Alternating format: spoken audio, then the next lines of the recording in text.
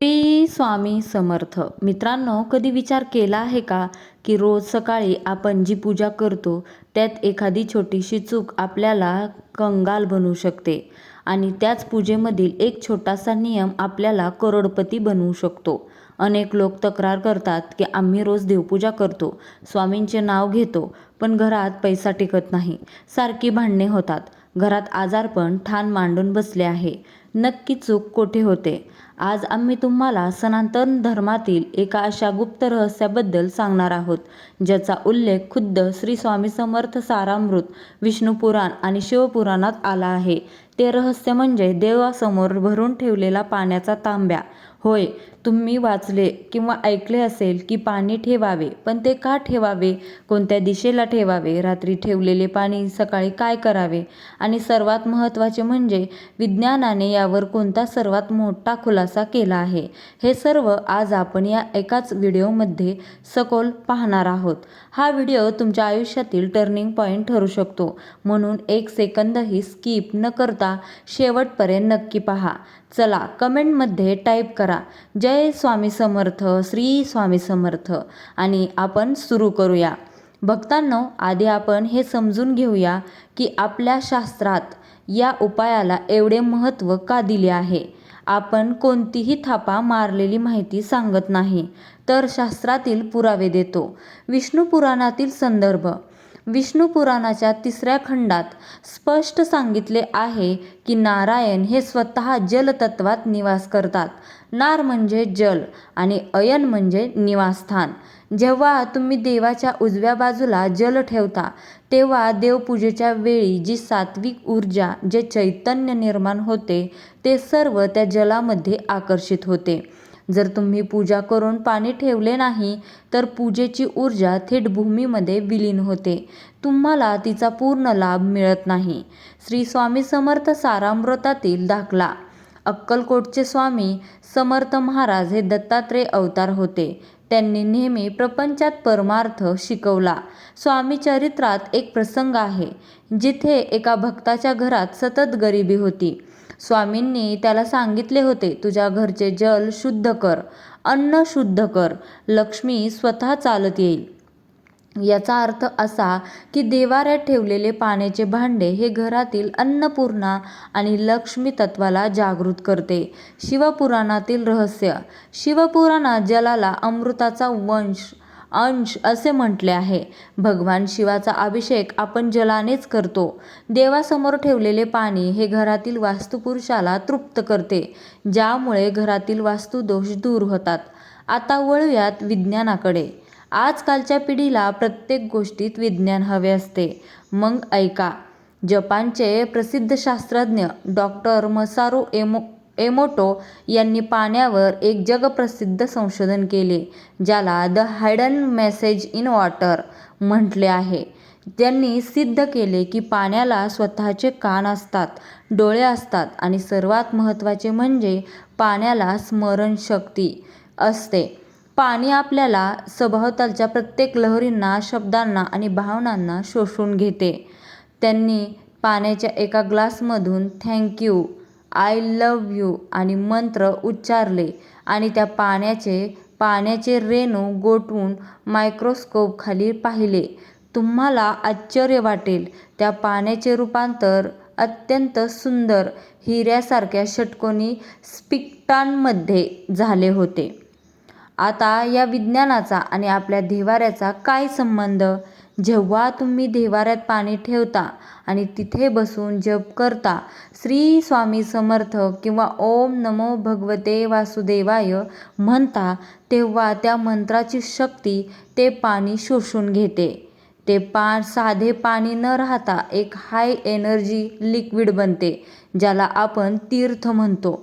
पण भक्तांनो, अनेकांना हा उपाय माहीत असूनही फायदा होत नाही, कारण ते 5 भयंकर चुका करतात.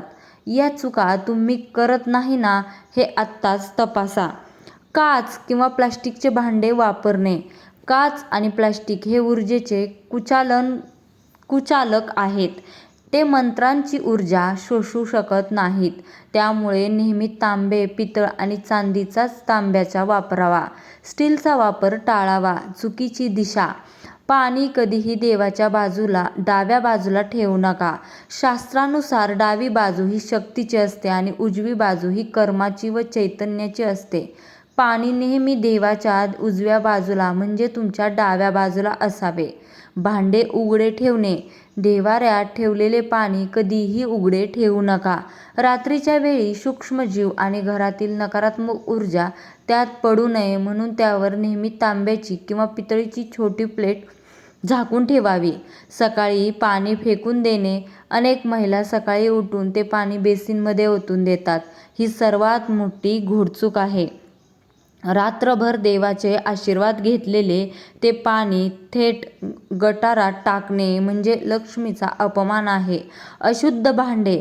रोज पाण्याचा तांब्या घासून पुसून स्वच्छ करूनच त्यात नवीन पाणी भरावे. कालच्याच भांड्यात भरून पाणी ओतू नये. चला तर मग आता जाणून घेऊया या उपायाची सर्वात अचूक आणि खरी पद्धत. वेळ. हा उपाय तुम्ही सकाळी किंवा संध्याकाळच्या पूजेच्या वेळी करू शकता. काय करायचं आहे उपाय? तर तांब्याचा किंवा पितळेचा स्वच्छ तांब्या घ्या. त्यात शुद्ध पिण्याचे पाणी भरा. त्यात एक स्वच्छ तुळशीचे पान आणि शक्य असल्यास 1 थेंब गंगाजल टाका. तुळशीमध्ये पाऱ्याचे अंश असतात जे पाण्याला चुंबकीय बनवतात आणि त्यांची ऊर्जा टिकवून ठेवतात. जागा. कुठे ठेवायचा हा तांब्या? हा तांब्या देवाच्या उजव्या बाजूला दिव्यांच्या जवळ ठेवा. मंत्रशक्ती. पाणी ठेवल्यानंतर देवाकडे पाहून अत्यंत भक्तिभावाने 11 वेळा श्री स्वामी समर्थ किंवा ओम नमो भगवते वासुदेवाय हा मंत्र म्हणा. जर तुमच्यावर राहू, केतू आणि शनीचा दोष असेल तर तुम्ही ओम नमो शिवाय हा मंत्रही म्हणू शकता. रात्रभर धारणा. या तांब्यावर प्लेट झाका आणि रात्रभर ते पाणी देवाच्या चरणाजवळ राहू द्या. रात्रभरात ते पाणी घरातील सर्व नकारात्मकता स्वतःमध्ये खेचून घेईल आणि देव्हाऱ्यातील सात्विक ऊर्जा साठवून ठेवेल. आता येतो सर्वात महत्त्वाचा भाग. सकाळी उठल्यावर या पाण्याचा उपयोग कसा करायचा? पहिले काम चरणामृत. सकाळी अंघोळ झाल्यावर घरातील सर्वांनी रिकाम्या पोटी या पाण्यातून 2-2 थेंब तीर्थ म्हणून प्राशन करावे. यामुळे शरीरातील आजारपण दूर होते आणि मनातील भीती, नैराश्य, डिप्रेशन नष्ट होते. दुसरे काम वास्तुशुद्धी. उरलेले पाणी थोडे हातात किंवा आंब्याच्या पानात घेऊन संपूर्ण घरात किचन, बेडरूम, हॉल शिंपडावे. यामुळे घरातील वास्तुदोष दूर होतात आणि कुटुंबातील सदस्यांमधील भांडणे मिटतात. फक्त बाथरूममध्ये शिंपडू नये. तिसरे काम मुख्य दरवाजा. थोडे पाणी घराच्या मुख्य दरवाजाच्या उंबरठ्यावर शिंपडावे. यामुळे बाहेरून येणारी कोणतीही वाईट नजर, करणी किंवा नकारात्मक ऊर्जा घरात प्रवेश करू शकत नाही. चौथे काम विसर्जन. हे सर्व करूनही जर थोडे पाणी उरले तर ते झाडांना, विशेषतः तुळशीच्या रोपाला अर्पण करावे. पण चुकूनही ते पाय पडेल अशा ठिकाणी किंवा बेसिनमध्ये ओतू नका. भक्तांनो, जर तुम्ही हा उपाय नियमित केला तर तुमच्या आयुष्यात हे 5 चमत्कार नक्की घडतील. पैशाची चणचण दूर होईल. घरात विनाकारण होणारा खर्च, उदाहरणार्थ औषधोपचार, कोर्ट कचेरी थांबेल आणि माता लक्ष्मी स्थिर राहील. पितृदोषातून मुक्ती. दररोज देवासमोर पाणी ठेवून ते सकाळी निसर्गाला अर्पण केल्याने पितर तृप्त होतात. ज्यांच्या घरात पितृदोष आहे त्यांच्या घरात मुलांचे विवाह जुळत नाहीत आणि प्रगती होत नाही. हा उपाय केल्याने ते मार्ग मोकळे होतील. मुलांचा अभ्यासामध्ये प्रगती. हे ऊर्जायुक्त पाणी मुलांना पाजल्याने त्यांची एकाग्रता वाढते आणि चिडचिड कमी होते. घरातील क्लेश थांबतील.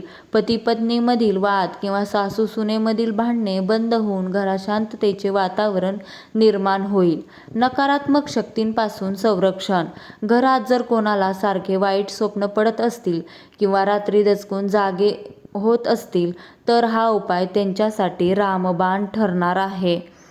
मित्रांनो, भक्तांनो, आपला सनातन धर्म आणि आपले स्वामी महाराज आपल्याला कधीही अंधश्रद्धा शिकवत नाहीत.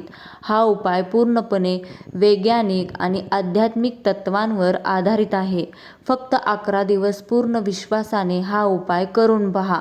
तुमच्या घरात तुम्हाला स्वतःला एक वेगळीच शांतता आणि सकारात्मकता जाणवेल.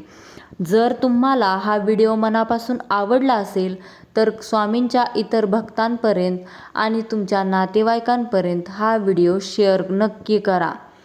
आणि कारण चांगल्या गोष्टी शेअर केल्याने आपलेही पुण्य वाढते. व्हिडिओला एक लाईक करा आणि अशाच खऱ्या शास्त्रीय आणि आध्यात्मिक व्हिडिओंसाठी माहितीसाठी आपल्या चॅनलला आत्ताच सबस्क्राईब करा.